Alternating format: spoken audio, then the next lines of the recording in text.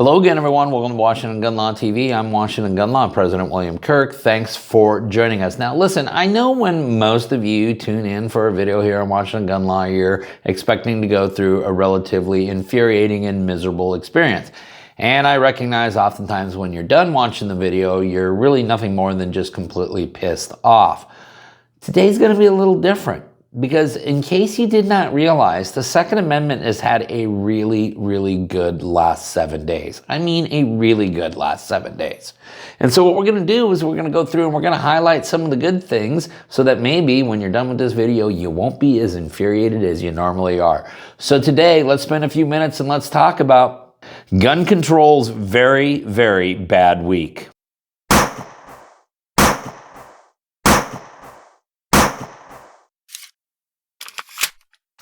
Okay, America, this is what we're talking about today. We're talking about winning. We've had a bunch. We've had a bunch in the Second Amendment sphere, which is not often the case. Let's start with the most obvious. After going through a very excruciating appointment process to become FBI director, we then learned that Kash Patel will also serve as interim ATF director. Now, for those of you who even do just a little bit of homework on Mr. Patel, you will see that his view and stance on the Second Amendment has been made quite clear. He is a true champion of those individual liberties and will probably serve as an interim director for the first time ever as a director of ATF that is looking to actually preserve and possibly even advance Second Amendment rights. This obviously was a good piece of news. And of course, that was actually coming on the heels of President Trump issuing an executive order to Attorney General Pam Bondi where he essentially said, hey, listen, I want a full autopsy on everything that was done to the Second Amendment over the last 4 years. And he wanted that within 30 days or roughly sometime next week. But you may have not known this, but gun control took a couple of other really big L's this week. Okay, the first case I'm going to talk to you about is the case of Texas versus ATF. Yes, we have covered this case before. This is a case brought to us by our good friends at the Gun Owners of America. This is a case that actually challenged ATF's new zero tolerance policy, which they used to run thousands of FFLs out of business over the last 4 years. Now,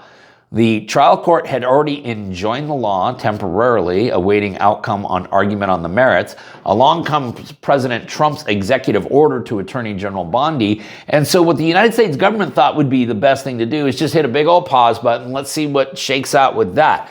Translation, hey, let's just stay this injunction, allow us to continue to keep closing down gun stores until at some point we realize, well, the executive order didn't do anything about that. We'll go ahead and re-engage the lawsuit, but at that point we've pulled a bunch of gun stores. Well, here's the good news. Obviously, the plaintiffs on this case were not in agreement with staying this case. They said, no, actually, the time to argue this would be about right now.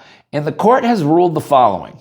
Before the court is defendant's opposed motion for stay filed February 19, 2025.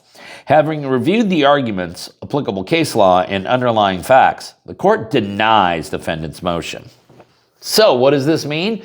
Well, it means the case is going to proceed on and we're going to have arguments on the merits, and this is a case in which the trial court has already enjoined the law, which means they have already made a finding that the plaintiffs are likely to prevail. So that is a very positive development for those of us here in the Second Amendment community and a huge blow to those in the civilian disarmament regime. The case once again there is Texas versus ATF. Okay, and then let's also talk about the other big L that gun control took this past week, which is in the case of Lara v. Paris, sometimes also called Lara versus Commissioner of the Pennsylvania State Police. This is a case that's brought to us again by our good friends over at the Gun Owners of America, as well as the Firearms Policy Coalition. This is a challenge to Pennsylvania's law, which restricts purchase of firearms by 18, 19, and 20-year-olds, in which a 3-judge panel of the Third Circuit has already found the law to be unconstitutional. Of course, the state of Pennsylvania crapped its pants and then asked for an en banc review before the entire Third Circuit panel. The court has issued a ruling on that as well. That ruling reads, the petition for rehearing filed by appellants in the above entitled case having been submitted to the judges who participated in the decision of this court and to all other available circuit court judges of the circuit in regular active service, and no judge who concurred in the decision having asked for rehearing, and a majority of the judges of the circuit in regular service not having voted for rehearing, the petition for rehearing by the panel and the court en banc is denied. Which means that this is the law of the land as it relates to Pennsylvania right now. Now, could they theoretically try to appeal this to the United States Supreme Court? They could. What's the likelihood that the court is going to accept the review? Somewhere between slim and none. Now, I want you to know that obviously there were some justices who disagreed with that, and there was a rather scathing dissent. Well, I don't know if I would call it scathing dissent. I would say it was a rather pouty dissent instead. But it really goes to show you, if you just take a look at the headlines in the dissenting opinion, exactly where this Third Circuit judge wanted to go, because he'd already made up his mind.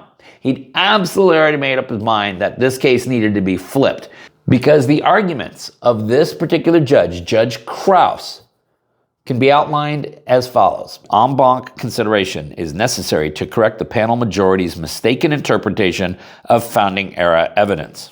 Not really sure what that founding era evidence is, considering the fact that, well, if we go all the way back in time there, 18, 19, and 20-year-olds, well, their service in the militia would have been mandated, and their ability to arm themselves with the most modern weaponry available would have also been equally mandated. The court also tried to argue en banc rehearing is necessary because under the proper methodology, Pennsylvania's statutory scheme is constitutional.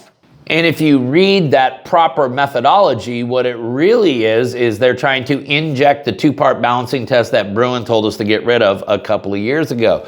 The dissenting justice also pointed out rehearing should be granted to give Pennsylvania the opportunity to make a sufficient historical showing on remand in light of Bruin, Rahimi, and Range 2. Yeah, except that the state of Pennsylvania has already had that opportunity on multiple occasions to make that historical record and have failed to do so, probably because, well, there is no history.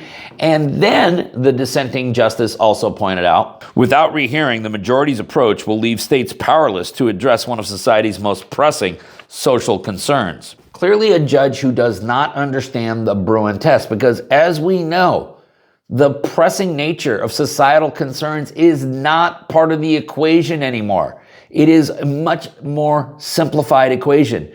Do we have historical traditions of banning firearms in this capacity going all the way back to the time of the ratification of the Second Amendment? If we do, then the law is probably going to be constitutional. But if we don't, well, then that law is unconstitutional.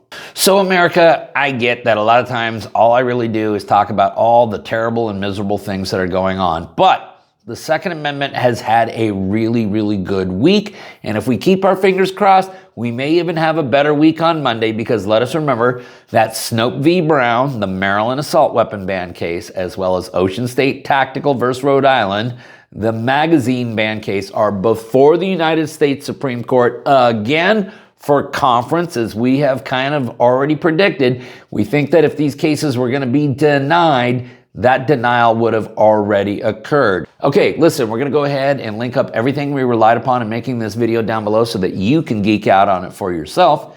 If you got any questions about this or anything else related to what's left of our Second Amendment rights, you guys should know how to get a hold of Washington gun law by now. But if you don't, that's okay. That information, it's down there in the description box. If you got an idea for a video we should be doing around here, you just click on that link right there and tell us all about it. If you want to subscribe to the monthly newsletter, the ability to do that's there in the description box. And then finally, and most importantly, America, let's remember that part of being the lawful and responsible gun owner, like we talk about all the time here, is to know what the law is in every situation, how it applies to you in any instance that you may find yourself.